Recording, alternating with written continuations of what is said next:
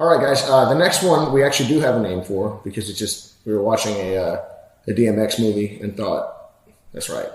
So this one is called Cradle to the Grave, and again, like most disrespectful transitions, it gets your point across. You may tap me 9 times after this, but this still happened.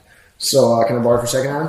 The cradle is actually something that a couple of people over time have made some use out of. It's unbelievably valuable. I'm not like out here like, but just so you know, the jab is a good move. So I don't mean to be that guy, but at the same time, I think that there's a lot of unexplored value in a lot of different positions that we're only beginning to see that may seem gimmicky or maybe people haven't figured out the utility from. And sometimes the people that are really, really, really good at this, i.e. high-level wrestlers, and sometimes, people that come from a sambo background and things like that, maybe they're not quite sure how to use it yet in a jiu-jitsu context, or they just haven't had enough play in order to do it. Like, there's plenty of jiu-jitsu stuff that would function in college wrestling that we just don't see because it just hasn't happened yet, but it will.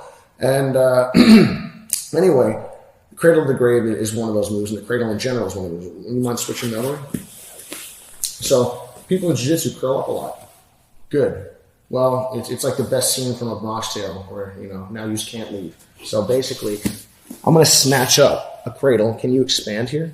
Now, I don't need to like horsepower my way through this. If he is a actual horse of a man and I straight up can't hold him here and you blast out of it, I'm still going to mount you.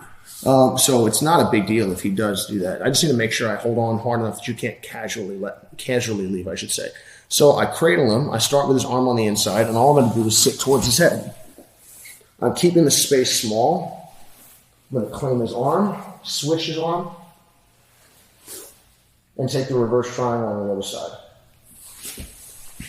This isn't a reverse triangle DVD, so I don't really have the time to go over all the details, but maybe some other time, and that information is out there as well. Reverse triangle is, again, another thing that's going to be in full view in the jiu-jitsu and MMA world in the next period of time. At least that's my bet. So if we come back, there's certain moves that are too strong to not use. So this falls under one of them. You can also do this here.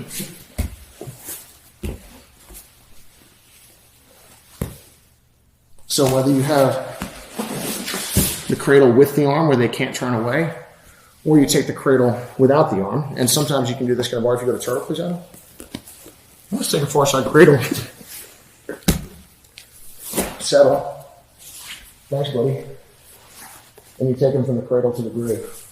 So if you could lasso people up like that and then move around them, that would have a significant degree of utility. So I hope that maybe you guys find some value there. And even though it seems a little bit out there sometimes, again, it's on the individual to make it valid, because plenty of strategies that we first thought were pretty dumb and pretty crazy maybe aren't.